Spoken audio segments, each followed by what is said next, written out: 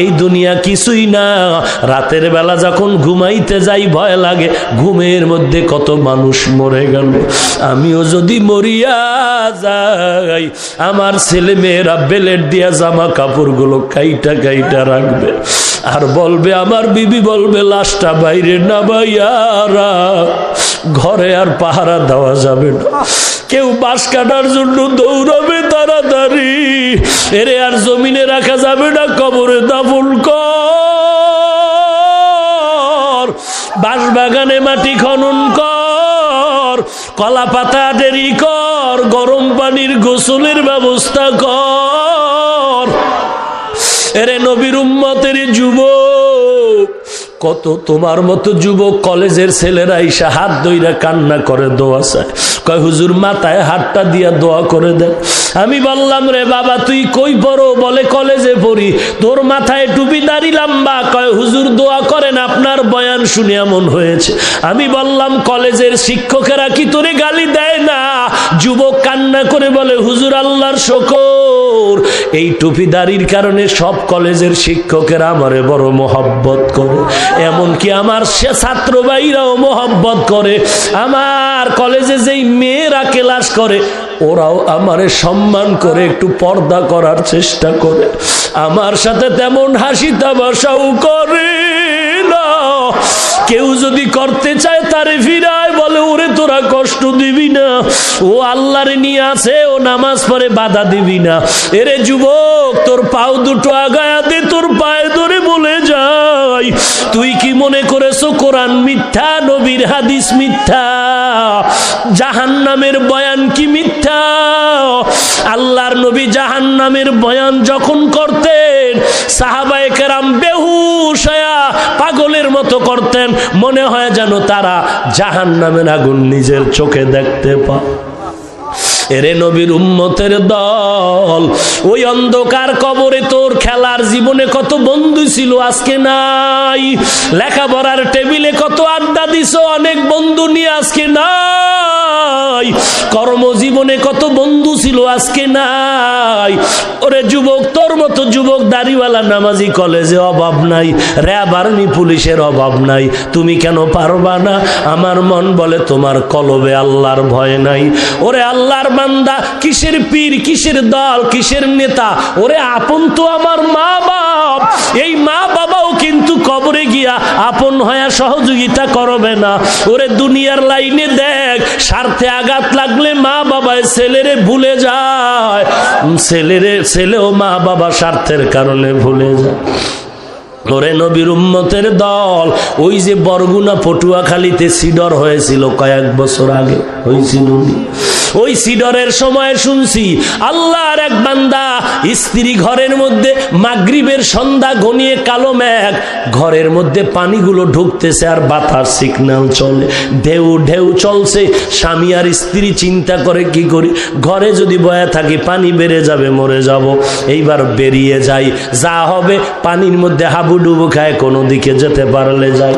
দরজা দিয়া নামে, বিবি ডাক দিয়া কয়, স্বামী আমার দুইটা সন্তান তুমি নাও, আমি একাই পারবো না, তুমি নিয়ে যাও। এইবার আল্লাহর বান্দা বাচ্চা দুইটা কাঁধে নিয়া পানির মধ্যে নামলো, এদিকে স্ত্রীও ভালো করে মজবুত বেঁধে নামলো। পানি বেড়ে বেড়ে বেড়ে বেড়ে যখন সিনা পর্যন্ত বাড়তে শুরু হয়ে গেল, এবার দাঁড়ানো যায় না, ঢেউ, অন্ধকার, বাতাস। আল্লাহর বান্দা বলে, আমি তাকায় এদিকে, আমার বিবিটারে ঢেউয়ে কোথায় যেন নিয়ে গেল, আর খুঁজে পাইলাম না। এদিকে এখন আমার দাঁড়ায় থাকতে পারি না, পানি বাড়ে, আমার পাওটা চলে যায়, পাও দাঁড় করানো যায় না। এইবার চিন্তা করে দেখলাম আমিও বাঁচবো না। এবার আমার বড় সন্তানের বললাম, বাবা তুই আমারে ছেড়ে দে, আমি তোরে আর ধরে রাখতে পারি। ওই সন্তানটা আমার গলা জড়ায় কাঁদে আর বলে, আব্বু আমাকে ছাড়িও না, আমি সাঁতার জানি না, পড়িয়া যাব। এইবার দেখি না, আমার সন্তান আমাকে ছাড়তে চায় না। যখন পানি বেড়ে বেড়ে আমার এই গলা পর্যন্ত উঠতেছে, আমি তখন আমার ডান হাত দিয়ে আমার বড় সন্তানটারে ধাক্কা দিয়া পানির মধ্যে ফালায় দিলাম। দেখি বাচ্চাটা পানির ঢেউয়ে হাবুডুবু খায় আর বলে, আব্বু আমাকে বাঁচাও। এইবার আমার মেয়েটারে আর আমি ধরে রাখতে পারি না। ছোট সন্তানের পালা।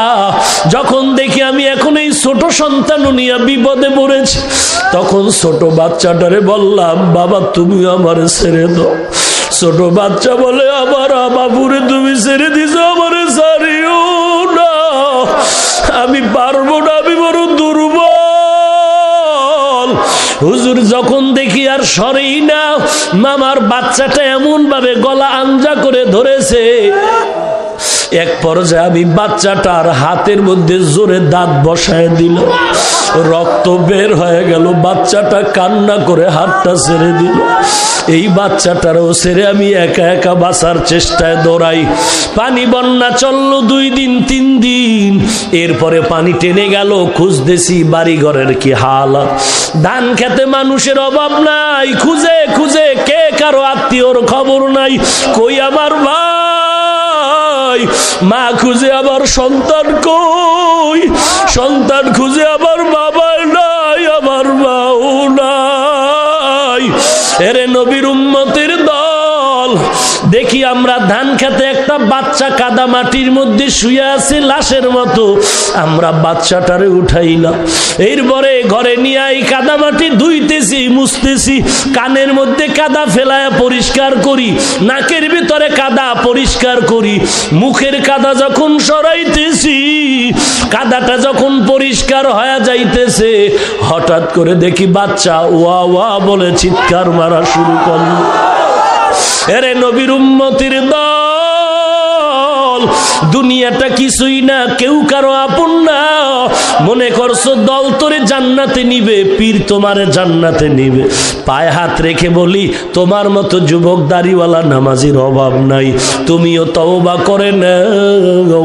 অন্ধকার কবরে কিছুই না বাবা, গুনাহ নিয়ে যদি কবরে যাও, ওই কবরের 2 পাশের মাটির চাপ, এরপরে সাপের কামড়ের আঘাত, ওরে মুসলমান সহ্য করতে পারবি না।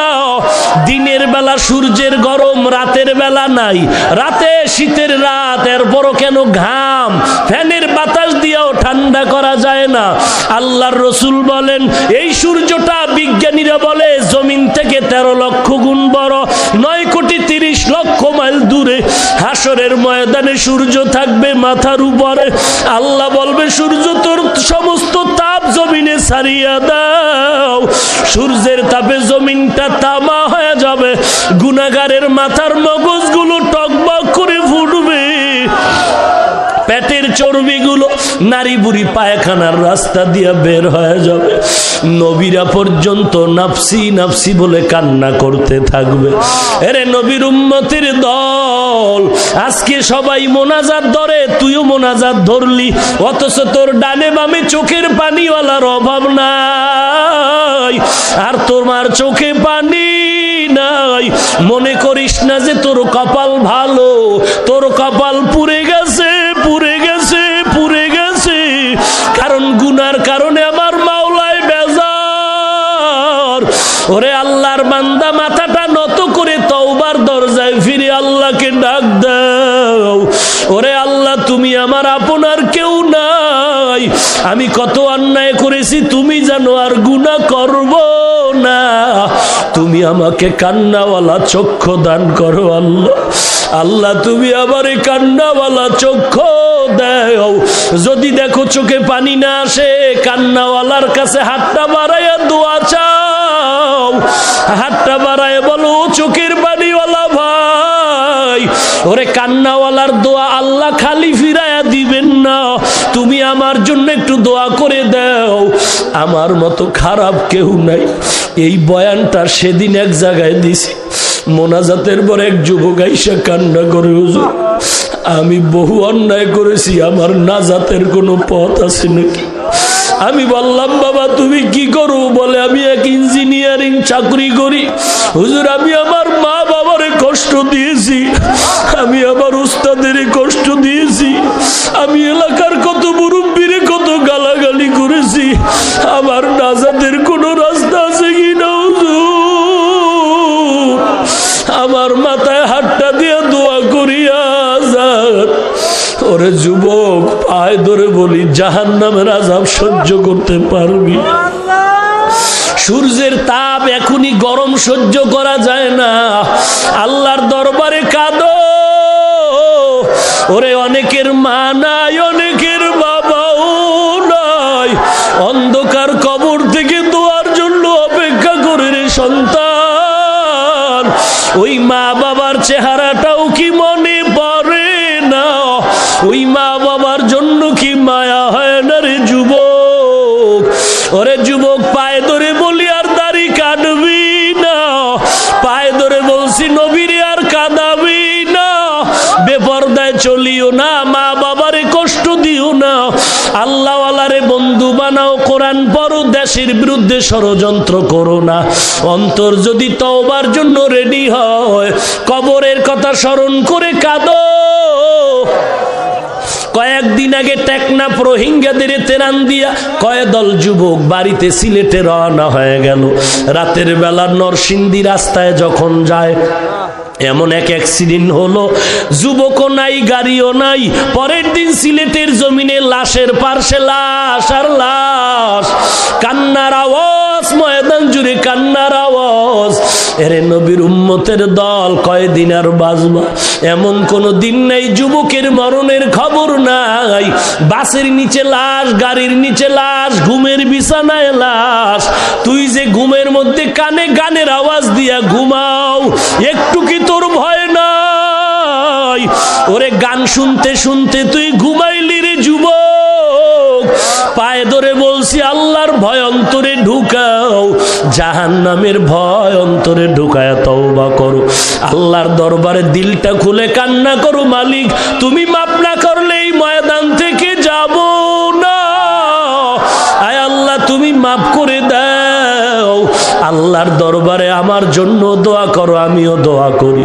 আল্লাহ যেন আমাদের সবাইকে খাঁটি তওবা করার তৌফিক দান করেন।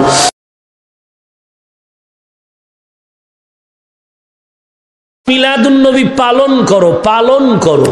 কেমনে পালন করবে? কয় নবী যেমন করছে তোমরাও তেমন করো। নবী বলেন, আমার মা আমেনা বলেন, আমার সন্তান যখন দুনিয়ায় ভূমিষ্ঠ হয়েছে, কোনো রক্তপাত হয়নি, কোনো ব্যথা অনুভব হয়নি।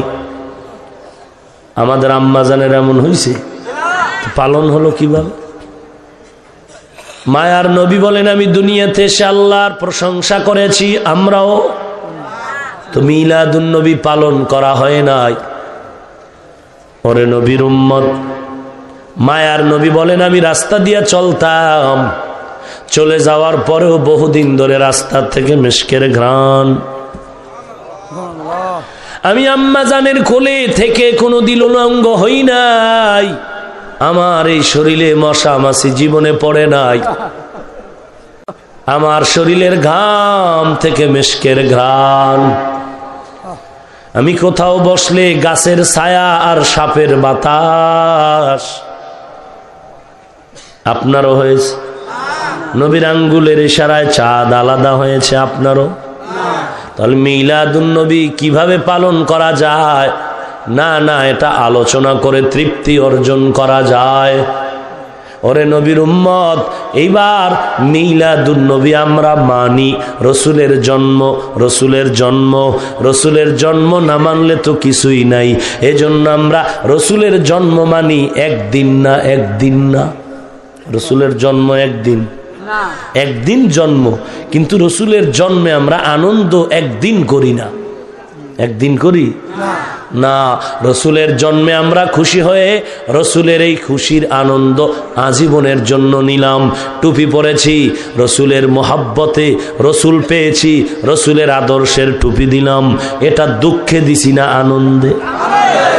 রসুলের মোহাব্বতে আজ আমি টুপি পরলাম, দাড়ি রাখলাম, লম্বা জামা পরলাম, এটা তো কোনো বাবার নয়, তরিকার না, রসুলের তরিকা অনুযায়ী আমরা রসুলের মিলাদ মানি, একদিন না, আজীবন। এদিকে রসুলের জন্মের খবর পেয়ে আবু লাহাবের খাদেমা বান্দি সুয়াইবা আবু লাহাবের গিয়া বলে, শুনছো এমন একটি সন্তান আমেনার গর্ভ থেকে দুনিয়াতে আসছে, পুরো ঘর নূরে নূরান্বিত হয়ে গেছে। আবু লাহাব এত খুশি হয়ে গেল, খুশি হইয়া আবু লাহাব বলে, রে সুয়াইবা, তোরে চিরতরে আমি মুক্ত করে দিলাম, তুই আমার আন্ডারে থাকার দরকার নাই, তোরে আমি মুক্তি দিয়া দিলাম। এইটা আবু লাহাব তার বাদীকে মুক্তি করলো রসুলের জন্মে, বেজার হয় না খুশি হয়ে? তাহলে রসুলের জন্মে আবু লাহাব খুশি হয়েছে, রসুলের জন্মে আবু লাহাবও খুশি। খুশিটা ছিল একদিনের জন্য। এরে নবীর উম্মত, এইবার সিরাতুন নবী, রসুলের আদর্শ কি জিনিস। আম্মা জান আয়েশার দরবারে কয়েকজন সাহাবা চলে গেলেন। সাহাবারা গিয়ে আম্মা জান আয়েশাকে প্রশ্ন করলেন, কে সে আয়েশা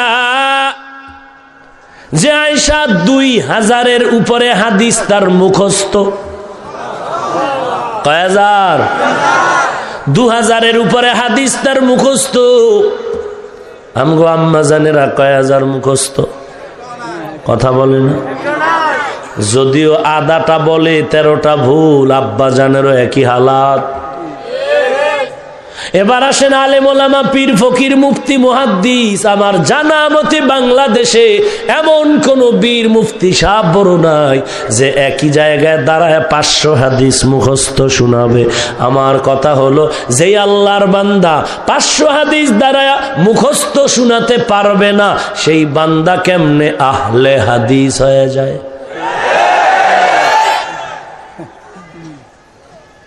এরে নবীর উম্মত, ভালো করে বুঝো, রাহমাতুল লিল আলামিনের আদর্শ জানার জন্য আম্মা জান আয়েশার দরবারে গেলেন। 2000-এর উপরে হাদিস তার মুখস্থ।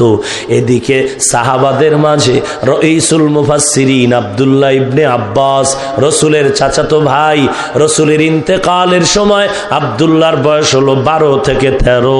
এমন সময় আব্দুল্লাহ 12-13 বছর বয়সে রসুলের ইন্তেকাল হয়ে গেল। এদিকে এই আব্দুল্লাহ সমস্ত সাহাবাদের মাঝে মুফাসসিরিনদের হেড হলেন কিভাবে? বলে, রসুল একদিন ইস্তেঞ্জায় গেলেন, এসে তাহাজ্জুদ পড়বেন, ওযু করবেন। আব্দুল্লাহ ফাঁকে রসুলের তাহাজ্জুদের ওযুর পানি আগায় দিল। আল্লাহর নবী এসে বলেন, ওযুর পানি কে দিল? বলে, আপনার ভাই আব্দুল্লাহ দিয়েছে। আমার নবী অন্তর ভরে দোয়া করলেন, ও মালিক, আব্দুল্লাহরে তুমি এলেমের মার্কাজ বানায় দাও, তুমি এলেম সিনায় দিয়া দাও, এলেমের মার্কাজ ওর সিনাটারে বানায় দাও। নবীর দোয়া কবুল হয়ে গেল। আব্দুল্লাহ এবার মুফাসসিরিনদের হেড, এলেমওয়ালা হয়ে গেছে। এই আব্দুল্লাহ এত বড় মুফাসসির হওয়ার পরেও কখনো যদি কোনো মাসআলায় সমাধান না পাইতেন, সমাধানের জন্য আম্মা জান আয়েশার দরবারে চলে যেতেন। কে সে আয়েশা? সাহাবায়ে কেরাম বললেন, রসুলের ক্যারেক্টার, আখলাক, আদর্শের কিছু বয়ান করুন। আম্মা জান বলেন, আফাতাকরাউনাল কুরআন, আপনারা কি কোরআন পড়েন না? ক্বালু বালা, হ্যাঁ আমরা কোরআন পড়ি। আম্মা জান বললেন, কানা খুলুকুহুল কুরআন, রসুলের আদর্শই হলো কোরআন, রসুলের আদর্শই হলো কোরআন। কোরআনের আদর্শ নামাজ, রোজা, হজ, যাকাত। আজকে যে আশেকে রসুল বলে মিলাদুন নবী পালন করো, সিরাতুন নবী লাথি মারো। সিরাত মানি নবীর আদর্শ, নবীর আদর্শ মানি কোরআন, কোরআন মানি নামাজ, রোজা, হজ, যাকাত। ওরে আশেক ভাই, তোমার সাথে দ্বন্দ্ব নাই, গালি নাই, দূরত্ব নাই। আমি আদবের সাথে একটু জানতে চাই, তুমি যে সিরাতুন নবীর লাথি মারলা, লাথি মারলা কই, লাগলা কই, টের পাইলানি? লাথি মারলা কই, লাগলো কই, টের পাইলানি রে ভাই? বেয়াদবি সব জায়গায় চলে না রে বাবা, খবরদার। সাবধান, আল্লাহ তওবার দরজা খুলে রাখছেন। লিকুল্লি শাইইন জিনাতুন ফিল ওয়ারা ওয়া জিনাতুল মারই তামামিল আদাবি আল খুদা হি মে তৌফিক আদব বে আদব মাহরুম গশত ফজলে রা। নবীর আদর্শ মানে সিরাতুন নবী, সিরাতুন নবী মানে কোরআন, কোরআনের আদর্শ। নামাজ পড়ো, দাড়িটা লম্বা করো, পর্দা করো, হালাল খাও।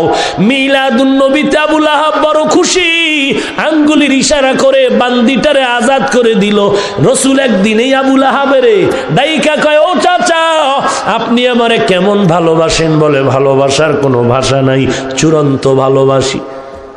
আসেন আসেন আসেন। এবার আবু লাহাবের নিয়ে পাহাড়ের চূড়ায় উঠলেন। এইবার পাহাড়ের পাদদেশে গিয়া নবী বলেন, চাচা আমার কথা কেমন মজবুত মনে করেন? বলে কঠিন।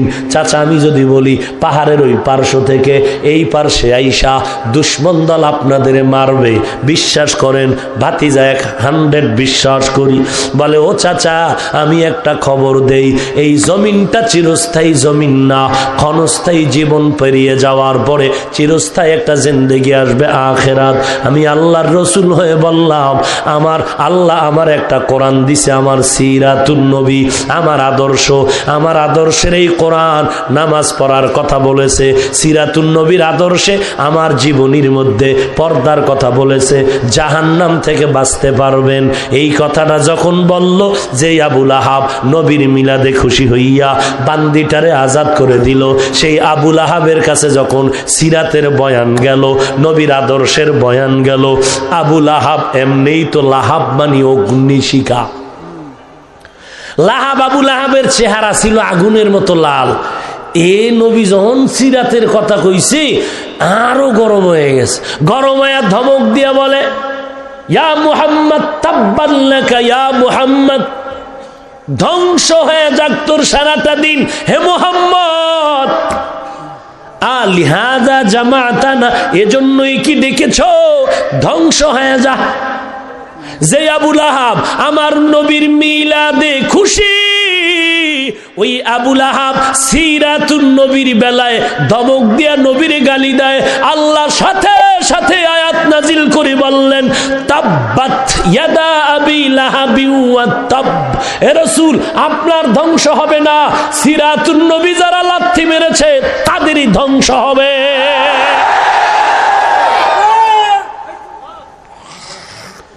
রাসূল আপনার জন্য আবু লাহাব বদদুয়া করেছে, অথচ আবু লাহাব আপনার জন্য পাগল হইয়া মিলাদুন নবীর খুশি আনন্দ করে আপনার মহব্বতে বান্দি আজাদ করে দিল। যখন সিরতের গান শুনলো, এখন আপনারে বরদোয়া দেয়, তোরে মানি ঠিক আছে, তবে তোর আদর্শের দাড়ি রাখতে পারুম না, তোমাকে মহব্বত করি বাট তোমার আদর্শের টুপি পরতে পারবো না, তোমাকে মায়া করি ঠিক আছে, তোমার মিলাদে আমি খুশি, তবে তোমার আদর্শের পর্দা করা যাবে না। আল্লাহ পাক আয়াত নাজিল করে বলেন, আবু লাহাব ধ্বংস, মা আগনা আনহু মালুহু ওয়া মা কাসাব, ওর মাল সন্তান কেউ ওরে বাঁচাতে পারবে না। সাইয়াসলা নারান যাতা লাহাব, এই লাহাব অগ্নিশিখা আগুনের মধ্যে নিমজ্জিত হয়ে যাবে। আল্লাহ আয়াত নাজিল করে দিলেন, ওরে নবীর উম্মতের দল, আবু লাহাব মিলাদুন নবীতে খুশি হলো একদিন, আঙ্গুলের ইশারায় আজাদ করে দিল বান্দি, জিব্বা দিয়া আওয়াজ দিল। ওরে নবীর উম্মত সিরাতুন নবীর আদর্শ মানতে গিয়া দিল গালি। ওরে নবীর উম্মতের দল, আমরা যারা টুপি পরি, দাড়ি পরি, আমরা যারা রসুলের আদর্শ মানি, আমরা রসুলের মিলাদে খুশি হইয়া আমরা দাড়ি রেখেছি, টুপি পরি, পাগড়ি পরি, আমাদের রসুলের আদর্শ মিলাদের বহির প্রকাশ মরণ পর্যন্ত। আর যারা শুধু বছরে বছরে নবীর মিলাদে খুশি উদযাপন করবে, আর বাকি টাইম রসুলের আদর্শের টুপি নাই, দাড়ি নাই, নামাজ নাই, মনটা জানি কেমন কেমন সন্দেহ লাগতেছে। তোমাদের মাঝে আবু লাহাবের মাঝে ব্যবধান আছে কিনা? हकीकत से तू दुनिया बे खबर है दुनिया की नुमाइश पर नजर है नमी गुयम के आज दुनिया जुदा बस बहार कारे के बाशी बा खुदाबास। এতক্ষণ আলোচনায় কি বুঝলেন? আমি মিলাদুন নবীর বিরুদ্ধে বলেছি, সিরাতুন নবীর বিরুদ্ধে বলেছি, আমি কাউকে কাফের বলে গালি দিয়েছি। আল্লাহ আপনি হেদায়াত দান করুন। এবার আসেন ঈদ, ঈদ ঈদ, সকল ঈদের বড় ঈদ, ঈদ মিলাদুন নবী। এবার ঈদ কোথা থেকে আসলো? ইসলামের যত কিতাবাদি, ইতিহাসের কিতাবাদি, রসুলের লক্ষ লক্ষ লক্ষ লক্ষ হাদিস, কোরআনের হাজারো তাফসির, সব ঘেটে ঘেটে ঘেটে ঘেটে পাওয়া গেল আল্লাহ নবীকে বলেন আপনার উম্মতের আমি আল্লাহ আনন্দ করার জন্য দুইটা বাৎসরিক ঈদ দান করেছি। কয়টা? কয়টা বাৎসরিক? কি এরা কয় জুমার দিনও তো ঈদ। জুমাটাও কি এটা বাৎসরিক না এটা সাপ্তাহিক? সাপ্তাহিক হোক, বাৎসরিক ঈদ হাদিস দ্বারা প্রমাণিত কয়টা? দুইটা ঈদ, ঈদুল ফিতর, ঈদুল আজহা। ঈদুল ফিতর, ঈদুল আজহা বাৎসরিক ঈদ আল্লাহ নবীরে বলায় দিলেন দুইটা। আর একটা ঈদের কথা, বাৎসরিক আর কোনো ঈদ নাই। যদি নবীর জন্ম মোবারকে এরকম ঈদ আর খুশি পালন করা হয়, তাহলে এই রকম কত নবীর আশেক এই জমিনে আছে। ঈসা নবীর আশেক, মুসা নবীর আশেক, ইব্রাহিম নবীর আশেক, এরকম কোন না কোন নবীর জন্ম 365 দিনের কোন না কোন দিন একজন কত নবীর জন্ম, আবার কত নবীর ইন্তেকাল। এক দলে করবে শোক দিবস, এক দলে করবে আনন্দ দিবস, জন্ম দিবস। এই রকম ইসলাম যদি রাস্তা খুলে দিত, তাহলে এমন ফিডাফিডি রক্তক্ষয়ী সংঘর্ষ হতো, এই সংঘর্ষ সামাল দেওয়ার শক্তি দুনিয়ায় কারো হতো না। এজন্য এই সংঘর্ষ থেকে বাঁচাবার জন্য ইসলাম কোনো দিবস পালন করার অনুমতি দেয় না।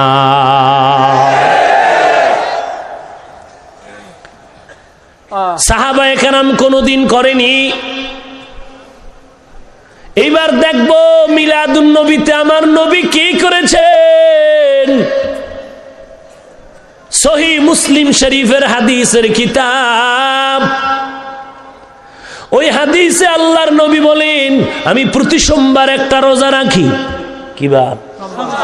বছরে একদিন, মাসে একদিন, না প্রতি সোমবার? জোরে বলেন। আল্লাহর নবীকে প্রশ্ন করা হলো, নবী আপনি প্রতি সোমবার রোজা রাখেন কেন? নবী বলেন আমি দুইটা কারণে সোমবার দিন রোজা রাখি। এক নাম্বার কারণ, আল্লাহ তাআলা আমাকে যেদিন দুনিয়ায় ভূমিষ্ঠ করায় দিলেন, আমার জন্ম মোবারক মিলাদুন নবীর দিনটা ছিল সোমবার। আমি নবী রোজা রাখার মাধ্যমে মিলাদুন নবীর শুকর আদায় করি। দুই নাম্বার কারণ, আমার উপরে কোরআন নাজিলের সূচনার দিনটাও ছিল সোমবার। আমি নবী রোজা রাখার মাধ্যমে কোরআন নাজিলের সূচনার দিনের শুকর আদায় করি। রাসূলের জিন্দা মুজিজা কোরআন, এই কোরআন আমরা পেয়েছি আনন্দ না? আনন্দেই যদি দিবস পালন হয়, তাহলে রসুলের মিলাদে হবে এক দিবস। রসুলের জীবনের আনন্দের দিবস কোরআন নাজিলের দিবস, সেদিনের পালন হবে আর এক দিবস। রসুলের আনন্দের আর এক দিবস মেরাজের দিবস, সেদিন পালন হবে আর এক দিবস। এই দিবস দিবস করতে করতে এক পর্যায়ে দ্বিমুখী সংঘর্ষ, রক্তপাত সংঘর্ষ হবে। ইসলাম সংঘর্ষ বন্ধ করার জন্য দিবস পালন করার অনুমতি দেয়নি। ভাইরা আমার, ভালো করে বুঝো, মুসলিম শরীফ সহিহ হাদিসের কিতাব থেকে পেয়ে গেলাম মিলাদুন নবীতে নবী কি করেছেন? জোরে বলেন। রোজা রাখছেন। এবার আমাকে একটা মাসআলা বলবেন জেনে শুনে, রোজার দিন ঈদ করা হালাল, ঈদের দিন রোজা রাখা হালাল? সবাই একমত? ঈদের দিন রোজা রাখা যেমন হারাম, রোজার দিন ঈদ করাটাও তেমন হারাম। ওরে আশেকে রসুল ভাই, কোনো দ্বন্দ্ব নাই। ভুল আমি হাফিজুর রহমানেরও যদি হয়, ধরায় দাও সবার সামনে, আমি ভুল স্বীকার করে তওবা করে নেই। ওরে আল্লাহ তো তওবার দরজা খুলে রাখছে, ভুল হলে ধরায় দাও, তোমার ভুল হলে তুমিও ফিরে যাও। ওরে তুমি যে রসুলের মিলাদে ঈদ করেছো, বলো তোমার ঈদ করা সঠিক নাকি?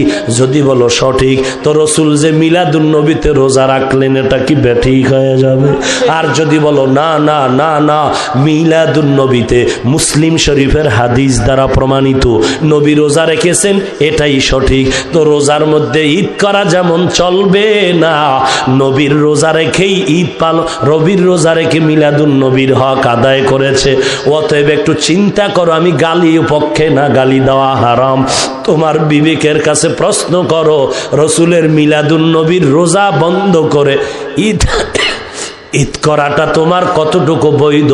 তোমার বিবেকের কাছে প্রশ্ন। কারণ তোমার কবরে তুমি যাবে, আমার কবরে আমি যাব। আমি তোমাকে গালি দিয়া খামোখা গুনাহগার হতে চাই না। কিছু বুঝলেন? কি বুঝলেন? রসুল মিলাদুন নবীতে কি করেছেন? কোন হাদিসের কিতাব? মুসলিম শরীফ। ঈদের ব্যাপারে আর একটা এক্সাম্পল দিচ্ছি, কোরআন শরীফের সূরা মায়েদার 3 নম্বর আয়াত থেকে। কষ্ট হচ্ছে আপনাদের? সূরা মায়েদার কত নম্বর আয়াত? আল-ইয়াউমা আকমালতু লাকুম দীনাকুম ওয়া আতমামতু আলাইকুম নি'মাতি ওয়া রাদিতু লাকুমুল ইসলাম দীনা। এটা সবার একটা পরিচিত আয়াত না? কথা বলেন। দেখছেন নি? কাফের কাফের কাফের কাফের কাফের, ওরে গালি এক শ্বাসে যতবার বলবে তত সওয়াব। না আমি এত হাতে পায়ে দুইটা বুঝাইতেছি, বলেন আমি পারি না দুই একটা দিতে? সাফা আমার ভিতরে নাই, আমগোর মধ্যে বাজি নেই। সাফা আছে কি নাই? বাজি না। আমরা চাপা দিয়ে কথা বলি, বা চাপা বাজি করি না। আমি একটা গালি দিছি, আমি বিবেকের কাছে বিচার রাখছি, কোরআন হাদিসের আলোকে আমার মন গড়া কিছু না, কত মোলায়েম ভাবে বুঝাইয়া। সূরা মায়েদার এই আয়াতের একটা অংশ, আল ইয়াউমা আকমালতু লাকুম দীনাকুম, আজকের দিন পরিপূর্ণ করে দিলাম দিন, ওয়া আতমামতু আলাইকুম নি'মাতি, তোমাদের উপরে আমার নিয়ামতকে পূর্ণ করে দিলাম। এই আয়াত সূরা মায়েদার 3 নম্বর আয়াত। এক ইহুদি বেঈমান ওমরের কাছে গিয়া প্রশ্ন করলেন, ওমর এই আয়াতটা নাজিল হইছে হিজরি 10ম হিজরির জিলহজের 9 তারিখ শুক্রবার। 10ম হিজরির 9 জিলহজ, জিলহজের 9 তারিখ শুক্রবার। ইহুদি ডাক দিয়া কয়, ওমর এমন একটা সুসংবাদের আয়াত, যদি আমাদের তাওরাতে আল্লাহ বলতেন আমরা এই দিনটারে ঈদ বানাইতাম খুশি। আপনারা কি মোনাজাত দেওয়ার জন্য বলতেছেন? কথা বলবেন বাঘের বাচ্চার মতো, হিজলার মতো বয়ে রয়েছেন কেন? কথা বলবেন, মাটি কাঁপবে। মুসলমানের আওয়াজ বেঈমানের জন্য একটা আতঙ্ক। ভয় পাইতেছেন? এই বেটা ভয় পাও? এদেশে তাবলিগওয়ালা কম, চরমনাই কম, উজানি কম, দেওবন্দি কম, পিডা শুরু করলে পালাবার জায়গা পাবি না। কিসের ভয় পাও?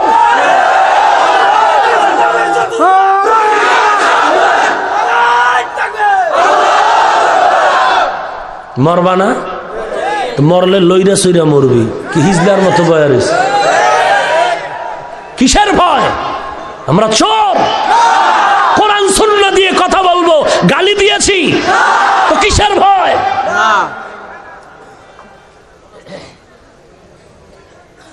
বারবার বলতেছি ভুল হতেই পারে, ধরায় দাও, শেষ। আমরা বেয়াদব না, জীবনে কারোর সাথে বেয়াদবি করিনি। চাই তুমি আমার লাইনের বেলাইনেও যদি হও, আমি সব কথাও যে বলতে চাই না, বহু আমারে খাড়ায় গালি দেয় টুপি খুললা বক্তা।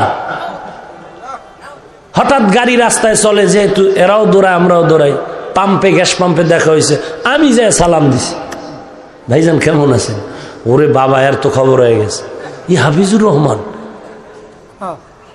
আমি কেমন আছেন ভাইজান? ভালো আছেন? কোথায় থাকেন? কোথায় ছিল আজকে? বেটা 2 দিন চললে দেখ, জীবনে বেদবি করে এখানে বসি নাই, আল্লাহ আল্লাহর জোতা টাইনে বসি।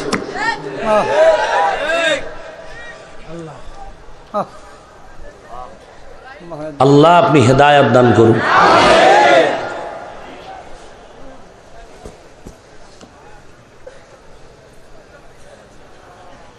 দশম হিজরি জিলহজের 9 তারিখে আয়াত নাজিল হলো। ইহুদি কত বড় যে কুত্তা, এটা যদি আমারে কিয়ামত পর্যন্ত হায়াত দেয় আর এই কুকুরের বয়ান দেই, এরপরও শেষ করা যাবে না যে এত এরা কত বড় খারাপ। আর এই ইহুদির থেকে আবার আর একদল খারাপ মুনাফিক।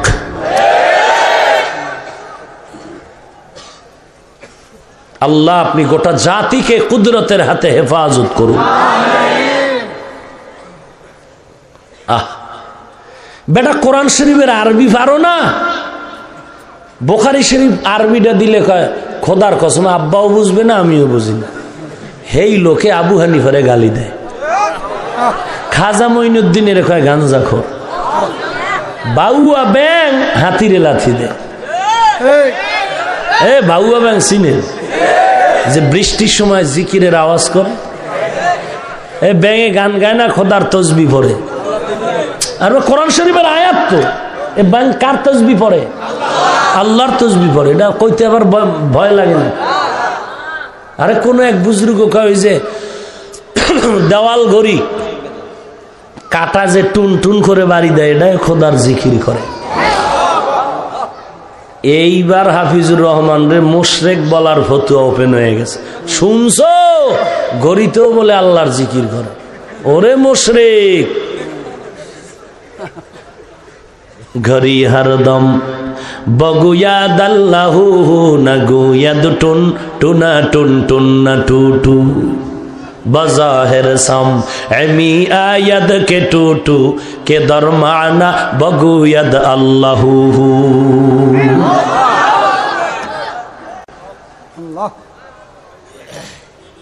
বাউ এবং হাতির লাথি দেয় পাওয়ার কি? ভিতরে টাওয়ার আছে। কিসের টাওয়ার? তদন্ত করে দেখ। তদন্ত করে দেখা গেল ব্যাঙের পাশার ভিতরে আইয়ুব খানের পয়সা লাগানো। ময়দানের কোন তারসেরা যদি দাঁড়ায় কয় মৌলবী এই যে এক্সাম্পল দিলা, এটা কোরআন শরীফের কত নাম্বার সূরায় আছে? এরকম তারসেরা নাই? এইরকম তারসেরারাই ওয়াজের পরে মোবাইল চুরি করে, করেনি? আহা, মোনাজাত দিছি শেষ, মানুষ আসছে একটু হাতের সাথে মোলাকাত করবে একটু, ওই কোন একজনে কান্দে, কি কয় হুজুর মোবাইল শেষ। বাম দিকে একজনে কি মানি ব্যাগ নেই, কে ফেরেশতারা নিছে? এই ময়দানের সোনার ছেলেরা নিছে, ঠিক না? এখানে বইয়া ঠাডায়া বয়ান শুনছে, মোনাজাত দিছে না? কথা কয় না। কি কইছে মোনাজাতে? মোনাজাতে কি কইছে? রে আল্লাহ, আমি জানি এ বিশাল ময়দানে কারো হাত তুমি খালি ফিরায় দিবা না, তো আমারটাও কবুল করে নি। কি কবুল করবারে মালিক? ও মালিক, আমি অন্তর ভরে দোয়া করি আজকে 5টা মোবাইল না নিয়ে বাড়ি যাব না। আল্লাহ, তুমি কোরআনের আরবি বুঝো না, বুখারীর আরবি বুঝো না, আবু হানিফারে গালি দাও কেন? কে সে আবু হানিফা? আল্লাহ আপনি হেদায়েত দান করুন। লাকাদ জানাল বিলাদা ওয়া মান আলাইহা ইমামুল মুসলিমিন আবু হানিফা। बू हनीफा बुद इमामे बासफा आसराज उम्मतने मुस्तफा। কি ব্যাপার? বলে টাকার পাওয়ার ভেতরে আর কিছুই না রে বাবা, কপাল পুরিও না রে ভাই, হিংসা নাই, দ্বন্দ্ব নাই, গালি নাই। তুমি বুকের উপরে হাত বেঁধে নামাজ পড়ো, খোদার কসম আমি তোমাকে হিংসাও করি না, দূরেও ভাবি না, ঝগড়াও নাই। তুমি আলহামদুর উপরে জোরে আমিন বলে মসজিদ গরম করো, আমার আফসোস নেই। তোমার কবরে তুমি যাবে, আমার কবরে আমি যাব। তুমি বুকের উপরে হাত বাঁধো, না হয় মাথায় বেঁধে খাড়ায় থাকো, তাতে আমার কি? কিন্তু আমার কথাই হলো ওই জায়গায় তুমি বুকে বাঁধো, মাথায় বাঁধো, জোরে আমিন বলো বলো। কিন্তু আমার দেশের 40 বছরে যারা নাবির নিচে হাত বেঁধে নামাজ পড়েছি, আমরা যারা আসতে বলে আমিন বলে আসছি, বলো আমাদের এই সাধারণ মানুষগুলোর ঘরে কেন আগুন লাগাইলা?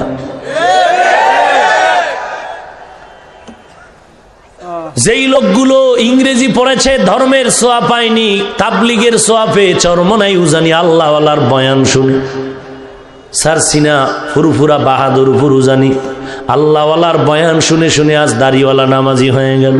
বহু র্যাব, আর্মি, পুলিশ, বিডিআর, ইংরেজি পড়ুয়া বহু আল্লাহর বান্দা স্কুলে পড়ে, কলেজে পড়ে দাড়িওয়ালা নামাজি ছাত্র অভাব নাই। ড্রাইভারি করে দাড়িওয়ালা, কৃষিকাজ করে দাড়িওয়ালা নামাজি। এটা তাবলিগওয়ালা আল্লাহওয়ালাদের সোহবতের কারণে হলো। আজকে তুমি যদি বলো এরা জাহান্নামী, এরা যে আরামে ঘুমায় থাকবে, না না, এত গালি দিবা, ঘরে আগুন লাগাইবা। আমরা তোমার ঘরে আগুন লাগাবো না, ঠিক আছে, তবে আমগো ঘরের আগুনটা নিবান লাগবে, এই জন্যই কিছু কথা বলতে হয়। এই দেশে যারা 40 বছর হাদিস পড়ায়, এরা কেউ হাদিস বুঝে না। আপনি বাংলা পড়ে সব বুঝে ফেলেছেন, ভালো, ওয়েলকাম, বুঝছেন ভালো, কিন্তু পণ্ডিতি করিয়েন না, সাবধান। বলেন, বুকে হাত বাঁধার বিরুদ্ধে বলেছি? আমি একটু চরমনাইয়ের নাম নেই, হাটাজারির হুজুরের নাম নেই, আমি একটু খাজা মঈনুদ্দিনের প্রশংসা করি, হাজী এমদাদুল্লাহ মুহাজির মক্কি, হাফিজজি হুজুর, পীরজি হুজুর, শাহজালাল, শাহ পারান, শাহ মাখদুম, শাহ আমানত, শাহ আলী, খানজাহান আলী, বড় বড় শামসুল হক ফরিদপুরি, বড় বড় আল্লাহওয়ালা, বড় বড় আল্লাহওয়ালার নাম নিয়ে বয়ান করি, মাঝে মাঝে প্রশংসা করি। ওরে মুসলমান, আমার জাতি ভাইরা বলে হাফিজুর রহমান একটা পীর পূজারি, মুশরিক, একটা ব্যক্তির পূজা করে। ও ভাইজান, আপনার সাথে আমার আদবের সাথে প্রশ্ন, একটু জানতে চাই, আপনি আল্লাহর বান্দা, অল টাইম হাঁটতে চলতে উঠতে বসতে খাইতে নাইতে সব সময় ডাক্তার জাকির নায়েকের গুণগান, মতিউর রহমান আল মাদানির গুণগান, আব্দুর রাজ্জাক বিন ইউসুফের গুণগান, ওই কাজী ইব্রাহিম সাহেবের গুণগান, এরপরে মুজাফফর বিন মোহসেন সাহেবের গুণগান, ওই আল মাদানির গুণগান, কত গুণগান বললেন। শুধু গুণগানই না, পাশে আবার গালাগালি শুরু করলেন, তাবলিগওয়ালারা জাহান্নামী, পীর মুরিদিওয়ালারা জাহান্নামী, অমুক পিসাব জাহান্নামী, এত কিছু বললেন। আমি একটু প্রশ্ন করি, আপনি কার পূজা করে? আমাকে বরিশাল্লা ভাষায় কয়, নিজের বেলায় টাইন্না ধরিস, পরের বেলায় বান্যা মরিস।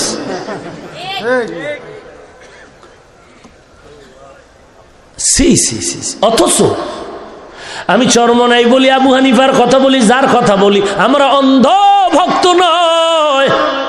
আবু হানিফা বলেননি আমারে না মানলে জাহান্নামে যাবি। আমরা যত পীরের কাছে যাই, আমাকে কোনো পিসাব বলেননি যে আমারে না মানলে জাহান্নামে যাবি। বলবেন মানকা। আবু হানিফার কথা মানতে গেলে দেখি বহু তারুজওয়ালা, পরস্পর বিরোধী অনেক মাসআলা তিনি সহজ করে সমাধান দিছেন। তার ওই সমাধান করা মাসআলা মতো চললে আমল করা সহজ হয়। পীরের কাছে গেলে একটু আমলের বরকত বেড়ে যায়, কারণ আমার জিব্বা না পাক, আল্লাহওয়ালার জিব্বা পাক। আমার হাফিজুর রহমানের চোখ দুইটা না পাক, কিন্তু যারা খাঁটি আল্লাহওয়ালা তাদের চোখ দুইটা পাক। আমি হাফিজুর রহমানের হাতটা না পাক, আমার অন্তর না পাক। যারা খাঁটি আল্লাহওয়ালা তাদের অন্তর পাক, তাদের হাত দুইটা পাক। এরা যদি একটু ভালো চোখ দিয়া ভালো নজর দেয়, আমি মনে করি বড় বরকত বেড়ে যায়। এই জন্য কথা বলি। তবে আবু হানিফার কোনো কথা যদি দেখি কোরআন হাদিস বিরোধী, খোদার কসম মানি না। কোনো পীরের কথা যদি দেখি কোরআন সুন্নাহ বিরোধী হয়ে গেল, খোদার কসম আমরা তার আর মানতে রাজি না। এরপরও কেন ভেজাল হবে, এরপরও কেন আমগো পীর পূজা করি বলবা। অথচ আজকে দেখা গেল আমার পীরের বিরুদ্ধে বলো, একদিনও তো উল্টা পাল্টা লেখলাম না, একদিনও মাইকে গালি দিলাম না যে অমুক দল অমুক ব্যক্তি আমার পীর সাহেবের গালি দিল, আমার অমুকের গালি দিল।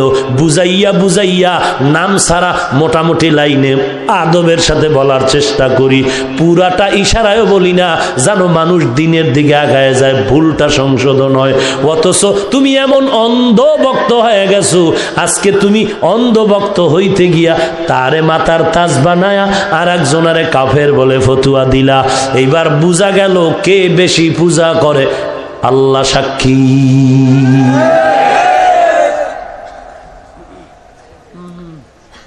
কি করব, মরলেও তো শান্তি নেই। আহা, বক্তা সাহেব কয় ইসলামে নির্দিষ্ট রসুলের কোনো পোশাক নাই। ঘুমান আপনারা? ইসলামে রসুলের নির্দিষ্ট কোনো পোশাক কি এর নাউজুবিল্লাহ খান মিয়া, মেমোরির মধ্যে বয়ান শুনে কানে তার লাগায় ঘুমান, খালি নাউজুবিল্লাহ শিখছে, এখানে নাউজুবিল্লাহ, এখানে যায় কাউজুবিল্লাহ।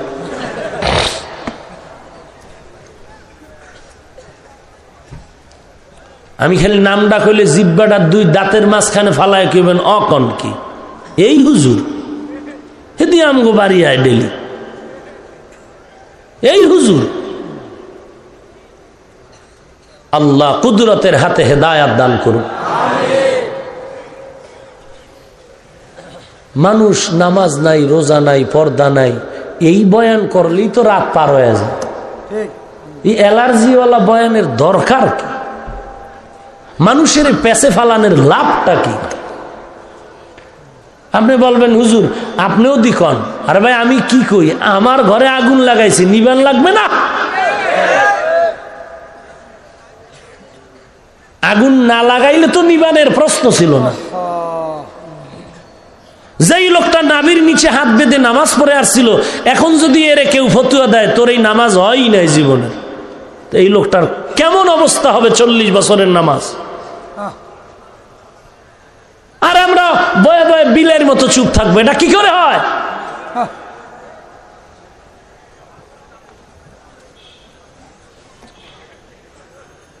যত কিছু বলি পর্যালোচনা কই, জাকির নায়কের তো একটা গালি দেই নাই, দিছি কি লাভ কি? আমি এখানে বই মাইকে 14 গ্রামে 14টা গালি দিলে লাভ হইবে কি? আমি যদি কোনো একদিন জাকির নায়েক সাহেবকে হাতে পাই, যেহেতু সফর করি আল্লাহ কবুল করলে দেখা করাইতেও পারেন, তখন হয়তো আমি আদবের সাথে মোহাব্বতে হাসি মুখে জিজ্ঞাসা করলাম যে হযরত আপনার চমৎকার লেকচার শুনেছি, অনেক লেকচার, ফাঁকে এই এই এই এই দুই একটা পয়েন্টে ওলামায়ে হযরতের ফতোয়া, আপনার কথাটা এই পয়েন্টটা কোরআন হাদিসের শরীয়তে সাংঘর্ষিক মনে হয়, আপনার কি ফয়সালা?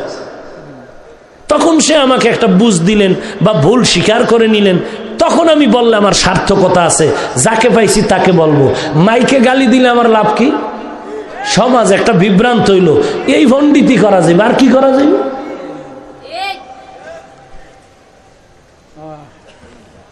আল্লাহ হেদায়াত দান করুন।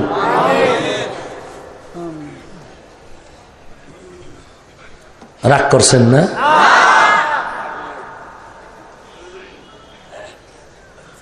কথা বুঝতে আপনাদের সমস্যা হয়? কত দিক চিন্তা করে কথাগুলো কই, একটা উল্টো হইলি ফেসবুক রেডি, ওরে গজব, এটা রেডি। ঘুমে যাওয়ার আগেই ও বই বই অনেকে মনে হয় গুতাইতে আছে।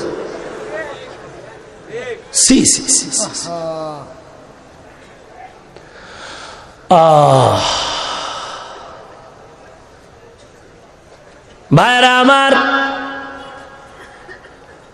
আর একটু সামনে আগাবো। রাহমাতুল লিল আলামিন, জমিনের মধ্যে এসেছে আবার এই মাসেই নবী বিদায় নিলেন। ওই কথাটার সমাধান দেই নাই। ওমরের এহুদি প্রশ্ন করছে, ভুললে গেছেন? বলবো না যাবো আর একদিন? সূরা মায়েদার কয় নম্বর আয়াত? ওমরের কয়, আমগো তৌরাতে যদি এই আয়াত আইতো কি করতাম? খুশি ঠেলায় ঈদ করতাম। ওমর দুইটা জবাব দিলেন, চমৎকার জবাব। এক নাম্বার জবাব, আরে ইহুদি,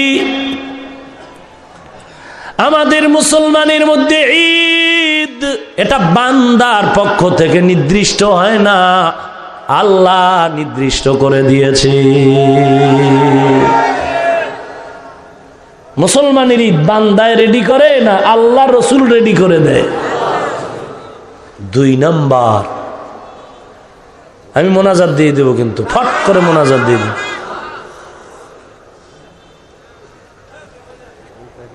ভাইরা আমার, এক নম্বর জবাব বুঝলেন? ঈদ ঈদ এটা কি বান্দার থেকে তৈরি হয় না, আল্লাহ নির্ধারণ করে দেয়। দুই নাম্বার জবাব, ওরে ইহুদি, মুসলমানের ঈদ এটা অনর্থক কোনো আলাদা আনন্দের জন্য হয় না। মুসলমানের ঈদ হওয়ার পেছনে হলো ইবাদত। যেমন ঈদুল ফিতর, এই ঈদ আমার আনন্দ হয় রোজার ইবাদতের কারণে। আর ঈদুল আজহা কোরবানির ঈদের আনন্দ হয় হজ আর কোরবানির ইবাদতের মাধ্যমে। অতএব ইবাদতের কারণে ঈদ হয়, এটাও জেনে নাও। তাহলে ঈদ করার আগে লাগবে ইবাদত। ইবাদত, রোজার ইবাদতের দ্বারাই ঈদ। সারা মাস রোজা রেখেছি, এইবার রোজা রাখলাম, একটা আনন্দের ঈদ করবে, এটা আল্লাহর দেওয়া ইবাদতের মাধ্যমে ঈদ, নিজের মন গড়া কোনো ঈদ নয়। এরে নবীর উম্মতের দল, ঈদুল আজহার ঈদ হলো কোরবানি আর হজের আনন্দের ঈদ। ওরে নবীর উম্মতের দল, এছাড়া মন গড়া কোনো ঈদ হতে পারে না। আমার নবী আসলেন আর চলে গেলেন, কি নিয়ে আসলেন? আল্লাহ বলেন, আমার নবী দুনিয়াতে আসলেন উত্তম আদর্শ নিয়ে। কি রেখে চলে গেলেন? আল্লাহর নবী বলেন, দুইটা জিনিস রেখে চলে গেলেন। কি নিয়ে আসলেন? কি নিয়ে আসলেন? উত্তম আদর্শ। কি রেখে চলে গেলেন? দুইটা জিনিস। এক নম্বরে কোরআন, এক নম্বরে কোরআন, দুই নম্বরে সুন্নাত। দুই নম্বরে কি? এক নম্বরে কথা কন, দুই নম্বরে সুন্নত। এক নম্বরে কোরআন, দুই নম্বরে সুন্নত। জীবনে যারা হাদিস বলছেন, রুমাল কানের গোড়ায় নিয়ে একা একা কান ধরে তওবা করবেন, আর বলবেন না কোরআন হাদিস। কি বলবেন? কোরআন, কোরআন সুন্নাত। নবী কয় সুন্নাত, তুমি পণ্ডিত করে হাদিস পাইলা কই? নবীর কথা মজা লাগে না? নবী কয় কোরআন সুন্নাহ রেখে গেছি, তুমি হাদিস বলো কেন? কেউ যদি বলে মাওলানা হাদিস বললে সমস্যা কি? 13,000 কিলোমিটার দূরের সমস্যা বলতে টাইম আজকে বলবো না। রসুল এক নাম্বার, রসুল বলেছেন সুন্নাত, তুমি হাদিস বলো কেন? এটাই তোমার রসুলের থেকে বেশি চালাকি পণ্ডিতি। এবার কিলাকিলির বহু জবাব আছে পড়ে। রসুল বলেন, আলাইকুম বিসুন্নতি ওয়া সুন্নাতিল খুলাফাইর রাশিদিন। হাদিস না সুন্নাত? মান আহাব্বা সুন্নতি ফাকাদ আহাব্বানি। হাদিস না সুন্নাত? মান তামাসসাকা বিসুন্নতি ইনদা ফাসাদি উম্মতি। হাদিস না সুন্নাত? সুন্নাত। নবী রেখে গেলেন দুই জিনিস, কোরআন সুন্নাহ। আসলেন উত্তম আদর্শ নিয়ে। কেমন উত্তম আদর্শ? যেই আদর্শের গুণগান দুনিয়াতে আসার নবীর আগে অন্য নবীরাও বলে, বেঈমানেরাও গুণগান বলে। এমন এক সময়ে নবী মক্কায় আসলেন, যেই সময় মক্কার মানুষ চূড়ান্ত বেহায়া বেলাজা। মক্কার মানুষের মতো বেহায়া কেউ নাই। নারী আর পুরুষ উলঙ্গ হায়া বাইতুল্লাহ তাওয়াফ করে। শুধু তাই না, এই মক্কার মানুষগুলো যুবক যুবতী অবাধে চলে, যেখানে সেখানে মনে চায় যৌবনের আদান প্রদান করে। এরা ভালো না খারাপ? এবার প্রশ্ন যদি করেন, বাইতুল্লাহ তো দামি একটা ঘর, যেখানে এক রাকাত নামাজে কত সওয়াব। 1 লক্ষ রাকাত নামাজের সওয়াব। আর বাইতুল মাকদিস যেটা ট্রাম্পে দখল করার জন্য পায়তারা করেছিল, মুসলমানের আন্দোলনের কারণে ট্রাম্পের পাগলামি আর টিকলো না। ঠিক কিনা বলো? এরে নবীর উম্মতের দল, মুসলমানের অস্ত্র নাই বেঈমানেরা জানে, মুসলমানের টাকা নাই বেঈমানেরা জানে, এরপর মুসলমানের কেন ভয় করে? ওরা জানে মুসলমান মরণের ভয় করে না। মুসলমানের তাকবীরের আওয়াজ এত কঠিন, মুসলমানের আওয়াজে বেঈমানের ঘুম হারাম, মুসলমানের তাকবীরের আওয়াজে বেঈমানের অস্ত্র কেঁপে কেঁপে পড়ে যায়। বেঈমানেরা মুসলমানের আওয়াজটা শুনলেই মাথা গরম, মিছিলের আওয়াজ শুনলেই মাথা গরম। মুসলমানের আওয়াজ বেঈমানের জন্য ঘূর্ণিঝড়। এই বাইতুল মাকদিসে 1 রাকাত নামাজ পড়লে 50,000 রাকাত নামাজের সওয়াব। কত? আর মদিনার নবীর রওজায়, মদিনার নবীর মসজিদে নববীতে 1 রাকাত নামাজ পড়লে 1000 রাকাত নামাজের সওয়াব। একটা হাদিসে আছে 50-এর কথা, তবে হাদিসটা বড় দুর্বল। 1000-এর হাদিস বড় সবল। আল্লাহর ঘর বাইতুল্লাহ 1 রাকাতে 1 লক্ষ, বাইতুল মাকদিসে 1 রাকাতে 50,000, আর নবীর মসজিদে হলো 1000।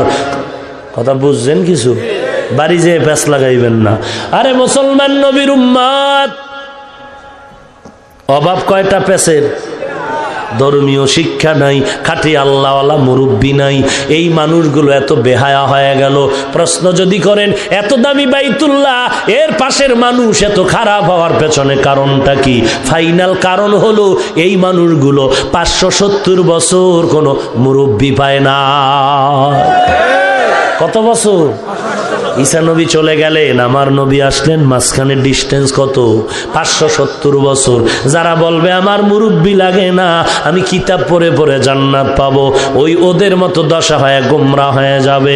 ওরে নবীর উম্মতের দল, আল্লাহর দেওয়া কিতাব কোরআন, এটাই পড়ে যদি জান্নাত পাওয়া যায়, আল্লাহর দেওয়া কিতাব তাওরাত, আল্লাহর দেওয়া কিতাব ইনজিল, আল্লাহর দেওয়া কিতাব জবুর, আল্লাহর দেওয়া কিতাব আদম নবীর সহিফা, আল্লাহর দেওয়া কিতাব শীষ নবীর সহিফা, আল্লাহর দেওয়া কিতাব ইদ্রিস নবীর সহিফা, যদি আল্লাহর দেওয়া কিতাবগুলো পড়ে পড়ে পড়ে পড়ে জান্নাতে যাওয়া যায়, এই জমিনে লক্ষ লক্ষ নবী পাঠাবার দরকার হতো না।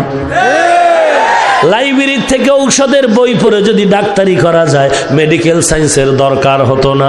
ওরে বাংলা বুখারী কোরআনের তরজমা পড়ে ফতুয়া যদি দেওয়া যাইতো, এই দেশে লেখাপড়ার কোনো প্রতিষ্ঠানের দরকার হতো না। মুরব্বী, আল্লাহ কয় মুরব্বী লাগবে, তুমি কেন পণ্ডিতি করো?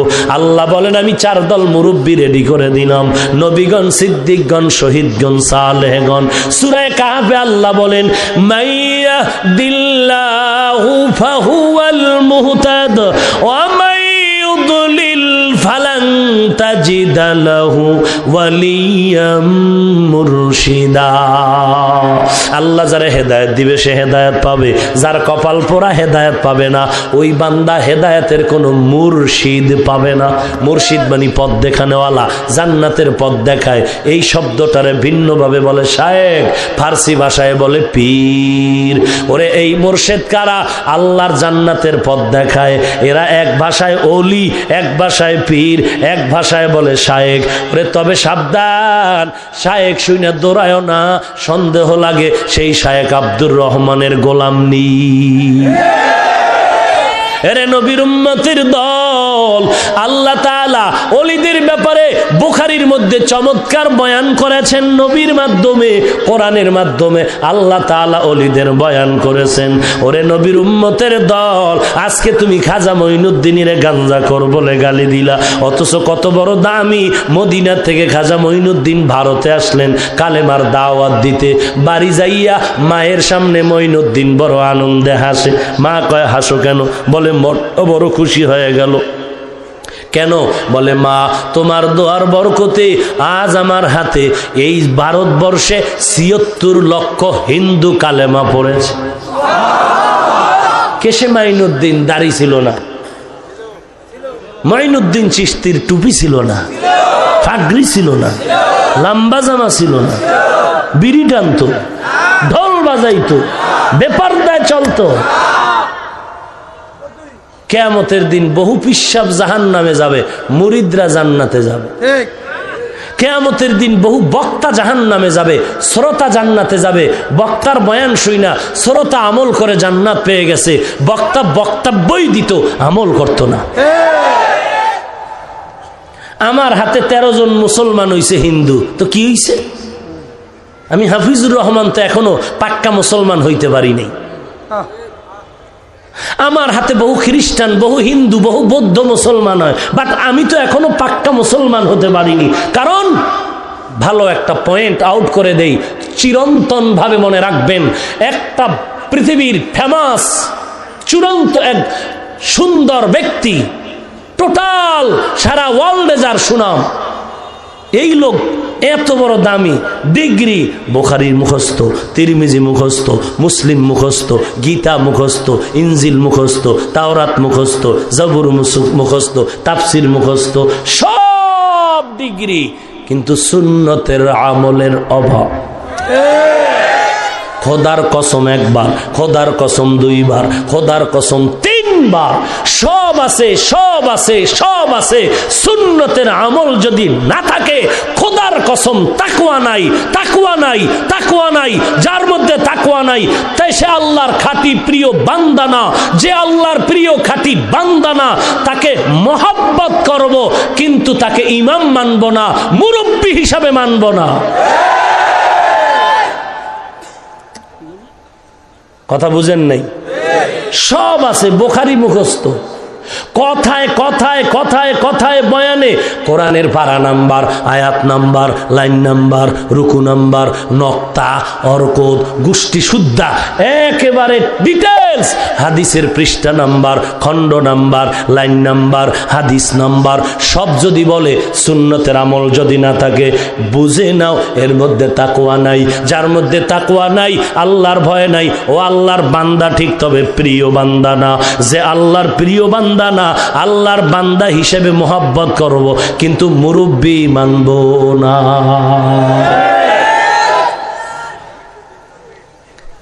কি বলছি তারে ফিডাইতে? আর কেমনে বুঝাইতাম বাংলাদেশের মানুষের? আল্লাহ আপনি হেদায়েত দান করুন। আমার নবী এমন উত্তম আদর্শ নিয়ে জমিনে আসলেন। নবীর আদর্শ ওই লোকগুলো পাওয়ার পর এত দামি হয়ে গেল, এখন তাদের নামের শেষে লেখা হয় সাহাবী। শুধু তাই না, 10 জন সাহাবা দুনিয়ায় জান্নাতের টিকিট পেয়ে গেছেন। 1 নম্বরে আবু বকর, ওমর, ওসমান, আলী জান্নাতের টিকিট হাতে পেয়ে গেলেন দুনিয়াতে জীবিত হালাতে।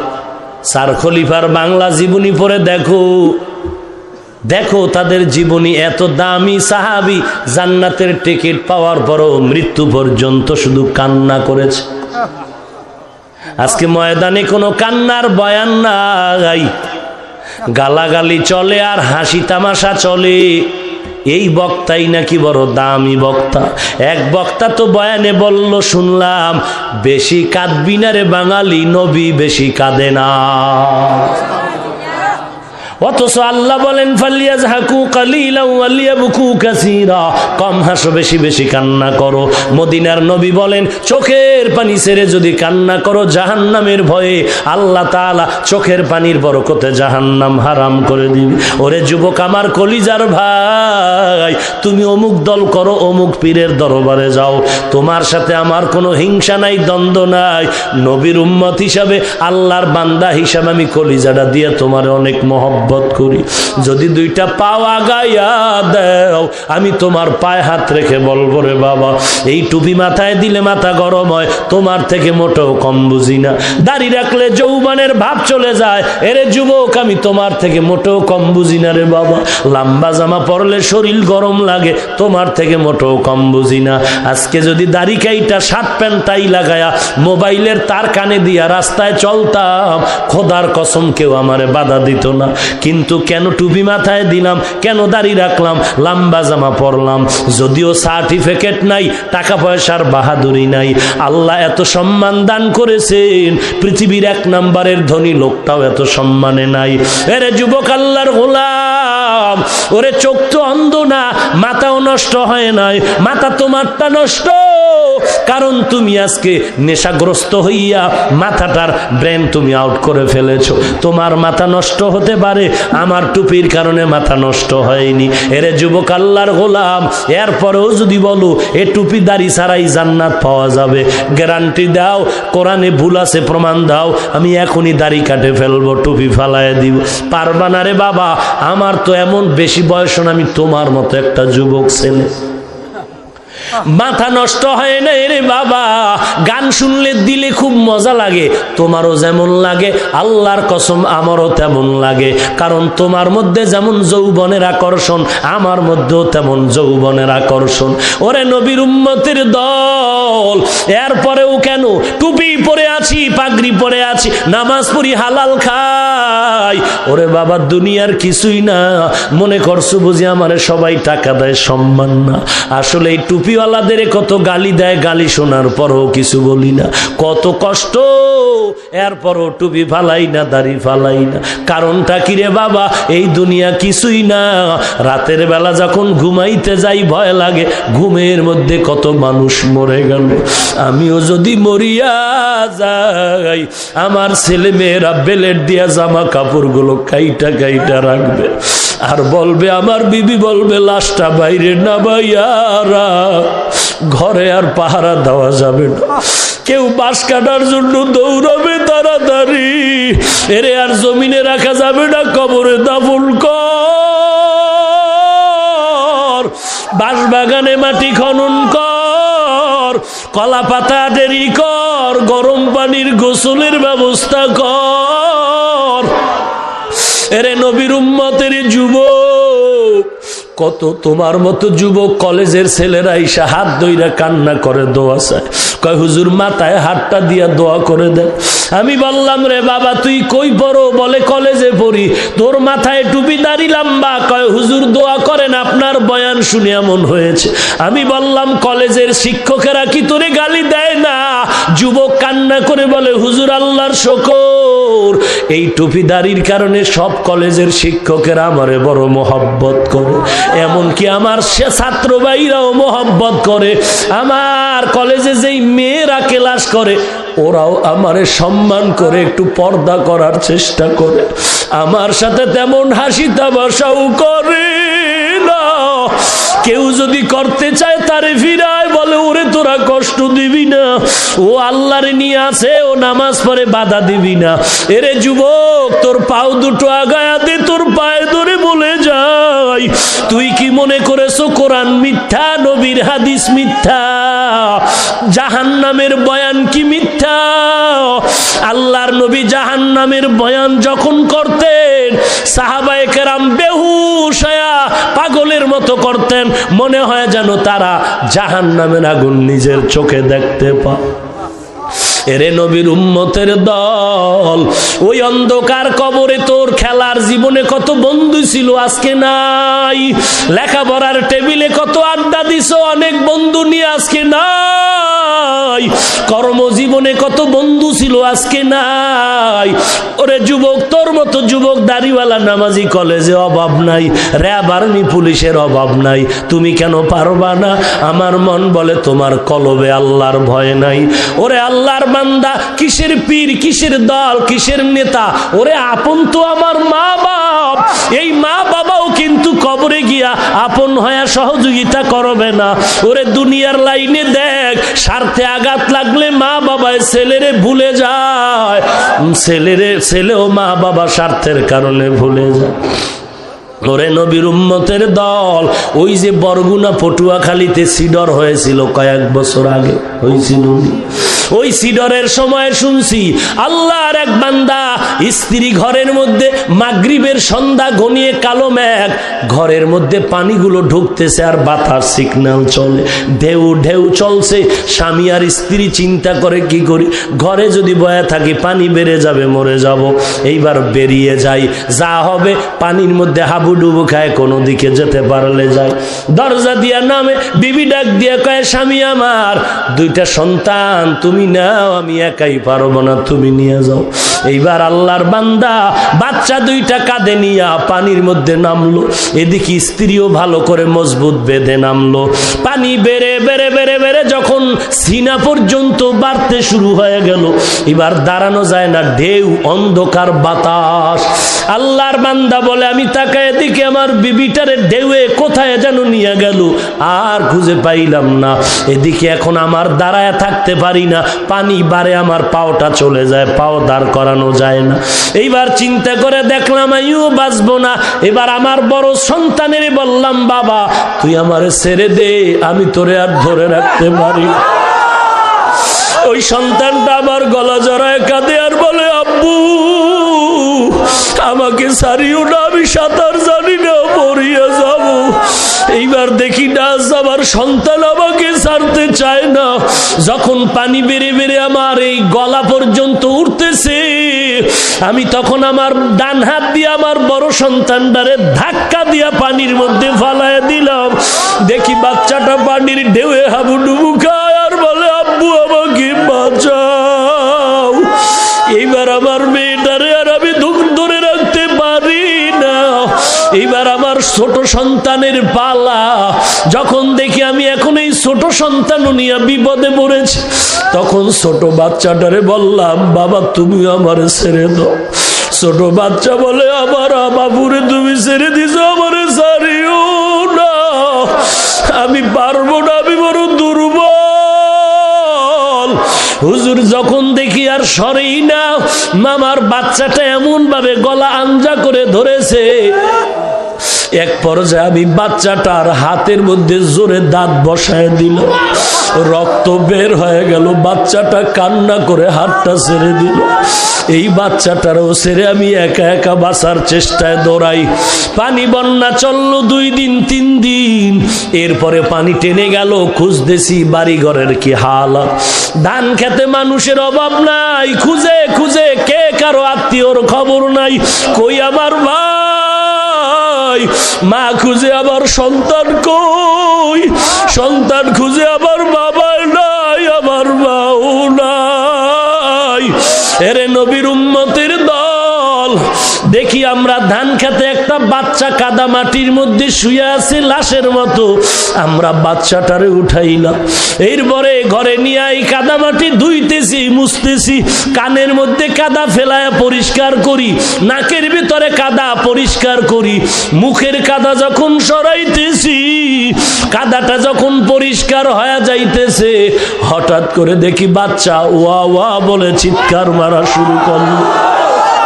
এরে নবীর উম্মতির দল, দুনিয়াটা কিছুই না, কেউ কারো আপন না।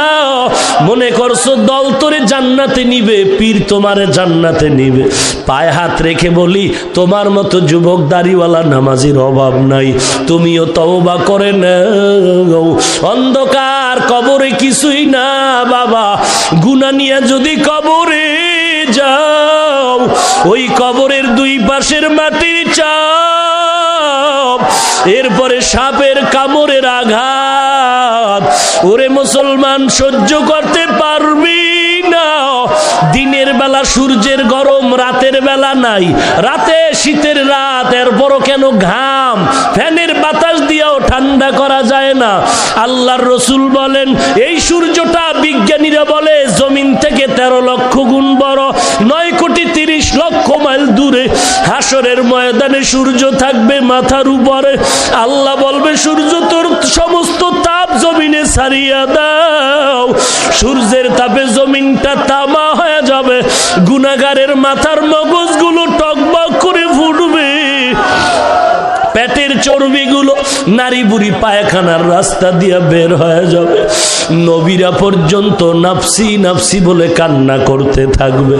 এরে নবীর উম্মতের দল, আজকে সবাই মোনাজাত ধরে, তুইও মোনাজাত ধরলি, অথচ তোর ডানে বামে চোখের পানিওয়ালার অভাব নাই, আর তোমার চোখে পানি নাই। মনে করিস না যে তোর কপাল ভালো, তোর কপাল পুড়ে গেছে, পুড়ে গেছে, পুড়ে গেছে।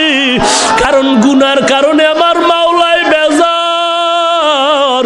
ওরে আল্লাহর বান্দা, মাথাটা নত করে তওবার দরজায় ফিরে আল্লাহকে ডাক দাও। ওরে আল্লাহ, তুমি আমার আপনার কেউ নাই, আমি কত অন্যায় করেছি তুমি জানো, আর গুনাহ করব না। তুমি আমাকে কান্নাওয়ালা চক্ষু দান করো আল্লাহ। আল্লাহ তুমি আমারে কান্নাওয়ালা চক্ষু দাও। যদি দেখো চোখে পানি না আসে, কান্নাওয়ালার কাছে হাতটা বাড়াইয়া দোয়া চাও। হাতটা বাড়ায় বলো, চোখের পানিওয়ালা ভাই, ওরে কান্নাওয়ালার দোয়া আল্লাহ খালি ফিরাইয়া দিবেন না। তুমি আমার জন্য একটু দোয়া করে দাও। আমার মতো খারাপ কেউ নাই। এই বয়ানটা সেদিন এক জায়গায় দিছি, মোনাজাতের পর এক যুবক আইসা কান্না করে, হুজুর আমি বহু অন্যায় করেছি, আমার নাজাতের কোনো পথ আছে নাকি? আমি বললাম, বাবা তুমি কি করো? বলে আমি এক ইঞ্জিনিয়ারিং চাকরি করি। হুজুর আমি আমার মা বাবারে কষ্ট দিয়েছি, আমি আমার উস্তাদের কষ্ট দিয়েছি, আমি এলাকার কত মুরব্বীরে কত গালাগালি করেছি, আমার নাজাতের কোনো রাস্তা আছে কি না হুজুর? আমার মাথায় হাতটা দিয়ে দোয়া করিয়া যান। ওরে যুবক, পায়ে ধরে বলি, জাহান্নামের আযাব সহ্য করতে পারবি? সূর্যের তাপ এখনই গরম সহ্য করা যায় না। আল্লাহর দরবারে কাঁদো। ওরে অনেকের মা নাই, অনেকের বাবাও নাই, অন্ধকার কবর থেকে দোয়ার জন্য অপেক্ষা করে রে সন্তান। ওই মা বাবার চেহারাটাও কি মনে পড়ে না? ওই মা বাবার জন্য কি মায়া হয় না রে যুবক? ওরে যুবক, পায়ে ধরে বলি আর দাড়ি কাটবি না, পায়ে ধরে বলছি নবীরে আর কাঁদাবি না, বেপরদায় চলিও না, মা বাবারে কষ্ট দিও না, আল্লাহওয়ালারে বন্ধু বানাও, কোরআন পড়ো, দেশের বিরুদ্ধে ষড়যন্ত্র করো না। অন্তর যদি তওবার জন্য রেডি হয়, কবরের কথা স্মরণ করে কাঁদো। কয়েকদিন আগে টেকনাফ রোহিঙ্গাদের তেরান দিয়া কয়েকদল যুবক বাড়িতে সিলেটে রওনা হয়ে গেল। রাতের বেলা নরসিংদী রাস্তায় যখন যায়, এমন এক অ্যাক্সিডেন্ট হলো, যুবকও নাই, গাড়িও নাই। পরের দিন সিলেটের জমিনে লাশের পার্শ্বে লাশ আর লাশ, কান্নার আওয়াজ, ময়দান জুড়ে কান্নার আওয়াজ। এরে নবীর উম্মতের দল, কয়দিন আর বাঁচবা? এমন কোন দিন নাই যুবকের মরণের খবর নাই। বাসের নিচে লাশ, গাড়ির নিচে লাশ, ঘুমের বিছানায় লাশ। তুই যে ঘুমের মধ্যে কানে গানের আওয়াজ দিয়া ঘুমাও, একটু কি তোর ভয় নাই? ওরে গান শুনতে শুনতে তুই ঘুমাইলি রে যুবক। পায়ে ধরে বলছি, আল্লাহর ভয় অন্তরে ঢুকাও, জাহান্নামের ভয় অন্তরে ঢুকায় তওবা করো। আল্লাহর দরবারে দিলটা খুলে কান্না করো, মালিক তুমি মাফ না করলে এই ময়দান থেকে যাব না। আয় আল্লাহ তুমি মাফ করে দাও। আল্লাহর দরবারে আমার জন্য দোয়া করো, আমিও দোয়া করি। আল্লাহ জানো আমাদের সবাইকে খাঁটি তওবা করার তৌফিক দান করেন, তওবার উপরে মজবুত হয়ে চলার তৌফিক দান করেন। আলহামদুলিল্লাহি রাব্বিল আলামিন, ওয়াসসালাতু ওয়াসসালামু আলা সাইয়্যিদিল আমবিয়া ওয়াল মুরসালিন ওয়া আলা আলিহি ওয়া আসহাবিহি আজমাইন। ইয়া আরহামার রাহিমিন, ইয়া আরহামার রাহিমিন, ইয়া আরহামার রাহিমিন। আয় আল্লাহ, কুদরতের নজর দিয়ে দেখেন কত ওলামায়ে কেরামরা হাত তুলেছেন, কত সাদা দাড়িওয়ালা মুরব্বীরা হাত তুলেছেন। আয় আল্লাহ, কত যুবক, কত ছাত্র ভাই, ছোট ছোট বাচ্চারা হাত তুলেছেন। মাইকের আওয়াজ পেয়ে কত মা বোনেরা হাত তুলেছেন। আল্লাহ, আয় আল্লাহ, এরা চোখের পানি ছেড়ে কান্না করতেছে রে মালিক। আয় আল্লাহ, এদের সন্তানও মরে নাই, এদের কেউ মারা যায় নাই, তাহলে এরা কেন কাঁদে? একমাত্র জাহান্নামের থেকে ক্ষমা চায়। আয় আল্লাহ, গুনাহ তো করিয়াই ফালাইলাম, নফসের ধোকায় পড়ে গুনাহ করেছি রে আল্লাহ, শয়তানের ধোকায় পড়ে গুনাহ করেছি রে মালিক। গুনার কারণে রাগ করি আমাদের গুনাহগার বলে ফালাইয়া দিয়েন না রে মাওলা। ময়দানে কি চোখের পানিওয়ালা কেউ নাই? ও দয়ার মালিক, আমরা আপনার আদরের নবীর উম্মত। আয় আল্লাহ, গুনাহ তো করিয়াই ফালাইছি, আপনার দরজা ছাড়ি নাই রে আল্লাহ। আপনার দরওয়াজায় ফিরে আসছি, মাফ করে দেন। জীবনের সকলের গুনাহগুলো মাফ করে দেন আল্লাহ। আয় আল্লাহ, মাহফিল নাজাতের ওসিলা বানায় দেন আল্লাহ। মাইক লাইট প্যান্ডেল টাকা পয়সা দিল যারা, মাফ কবুল করে নেন। এলাকার ঘরে ঘরে কোরআন সুন্নাহর বাতি জ্বালায় দেন। খাঁটি আল্লাহওয়ালার বন্ধু বানায় দেন।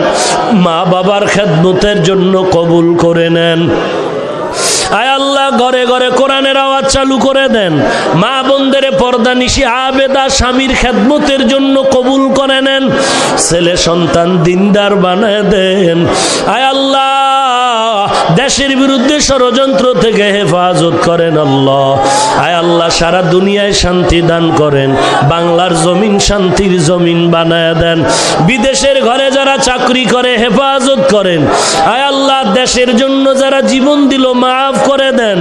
এখনো যারা ইসলামের জন্য দেশ রক্ষায় চেষ্টা করে কবুল করে নেন।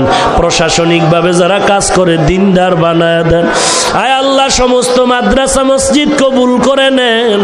আলেম ওলামা উস্তাদ ছাত্র ইমাম খাদেম কমিটি কবুল করে নেন।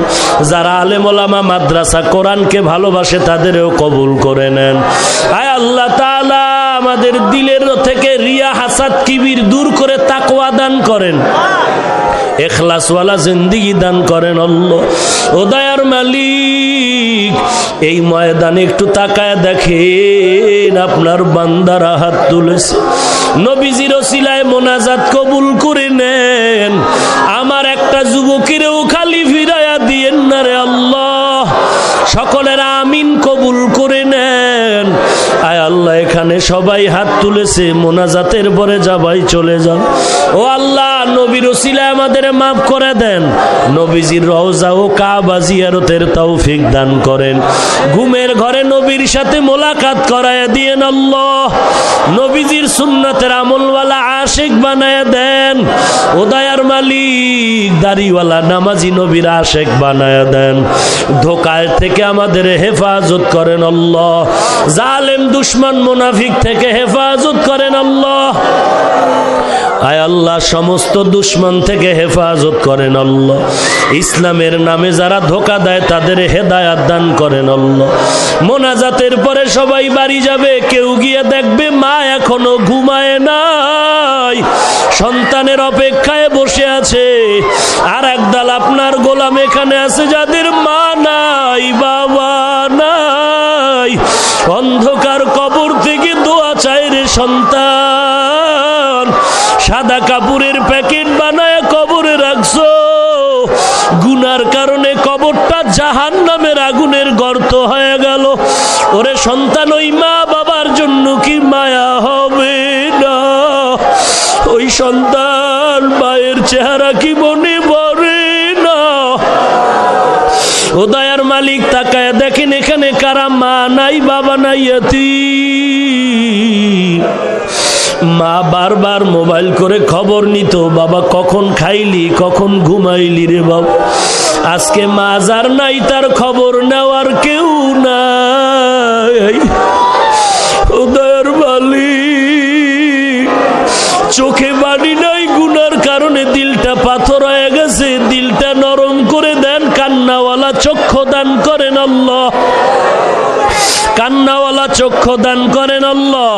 কান্নাওয়ালা চক্ষু দান করেন আল্লাহ। এ আল্লাহর বান্দারা ডানে বামে দেখো কার চোখের পানি পড়ে। দোয়া চাও, দোয়া চাও, দোয়া চাও। ওরে আল্লাহর বান্দারা, এ ময়দানে আমার মতো জালেম কেউ নাই, আমার মতো গুনাহগার জাহান্নামী কেউ নাই। এই চেয়ারে বসে কথা বলার এলেম নাই, আমল আমার নাই। আপনাদের কাছে আমি একটু দোয়া চাই। আল্লাহ জানো এলেম আমলে বরকত বাড়ায় দেয়। কথা বলতে বড় কষ্ট, আওয়াজ জানো আল্লাহ স্পষ্ট বানায় দেন। আল্লাহ গুনার কারণে যেন ফালায়া না দেন। আয় আল্লাহ, আপনি সর্বোচ্চ সম্মানের মাকাম দাইমি ভাবে দান করেন আল্লাহ। আয় আল্লাহ সমস্ত ফিতনা থেকে হেফাজত করেন আল্লাহ। সমস্ত কবর জান্নাতের বাগান বানায় দেন আল্লাহ। আয় আল্লাহ যারা বেঁচে আছেন হায়াত বাড়ায় দেন আল্লাহ। অসুস্থ রোগীদের সুস্থ বানায় দেন। আয় আল্লাহ চলার পথে কুদরতের হাতে হেফাজত করেন। আয় আল্লাহ হঠাৎ মরণ থেকে হেফাজত করেন আল্লাহ। অ্যাক্সিডেন্টের মরণ থেকে হেফাজত করেন আল্লাহ। দীর্ঘ নেক হায়াত দান করেন আল্লাহ। দীর্ঘ নেক হায়াত দান করেন আল্লাহ। আয় আল্লাহ সবাইকে দ্বীনের খাদেম বানায় দেন আল্লাহ। ইখলাসওয়ালা জিন্দেগি দান করেন আল্লাহ। গুনাহের প্রতি ঘৃণা জমায় দেন আল্লাহ। নেক আমলের আগ্রহ বাড়ায় দেন আল্লাহ। আয় আল্লাহ কারো হাত খালি ফিরাইয়া দিয়েন না। সমস্ত আলেম ওলামাদের আমিন কবুল করে নেন। সমস্ত সাদাদারিওয়ালাদের আমিন কবুল করে নেন। যুবকদের আমিন কবুল করে নেন। ছাত্র ভাই ছোট বাচ্চা মা বোনদের আমিন কবুল করে নেন। সমস্ত মা বাবা সন্তানের মাঝে মিল মোহাব্বত বাড়ায় দেন। স্বামী আর স্ত্রীর মাঝে মিল বাড়ায় দেন। ওস্তাদ ছাত্রের মাঝে মোহাব্বত বাড়ায় দেন। ঘরে ঘরে কোরআনওয়ালা ছেলে মেয়ে দান করেন। প্রত্যেকটা মা বাবাকে নেককার সন্তানের মা বাবা বানায় দেন। আয় আল্লাহ সুন্নতের আমলের মোহাব্বত বাড়ায় দেন। আয় আল্লাহ দুনিয়ার মোহাব্বত অন্তর থেকে দূর করে দেন। ঢাকাতে মাদ্রাসার খেদমত করি কবুল করে নেন। মাদ্রাসার স্থায়ী জায়গা ও টাকার ব্যবস্থা করে দেন। ওস্তাদ ছাত্রের বেতন খোরাকির ব্যবস্থা করে দেন। আয় আল্লাহ কুদরতের হাতে ব্যবস্থা করে দেন আল্লাহ। সারা দুনিয়ায় খেদমতের জন্য নিরাপদে কবুল করে নেন। সমস্ত প্রোগ্রাম সুস্থতার সাথে করার তৌফিক দান করেন। আয় আল্লাহ তাআলা সম্মানের উচ্চ মাকাম ইখলাসের সাথে দান করেন আল্লাহ। আয় আল্লাহ অহংকার মুক্ত জিন্দেগি দান করেন আল্লাহ। আয় আল্লাহ এই ময়দানের সকলকে আপনি দ্বীনের খাদিম হিসেবে কবুল করে নেন। এলাকার ঘরে ঘরে হেদায়েতের বাতি জ্বালায়া দেন। আয় আল্লাহ সহি দ্বীনের বুঝ সবার সিনায় দান করেন আল্লাহ। আয় আল্লাহ প্রত্যেকটা যুবককে আপনি দ্বীনের খাদিম বানায়া দেন। সুবহানাল্লাহি ওয়া বিহামদিহি সুবহানাল্লাহিল আযীম ওয়া সাল্লাল্লাহু তাআলা আলা খাইরি খালকিহি মুহাম্মাদুন ওয়া আলিহি ওয়া আসহাবিহি আজমাইন। আমিন আমিন আমিন বিরহমাতিকা ইয়া আরহামার রাহিমিন।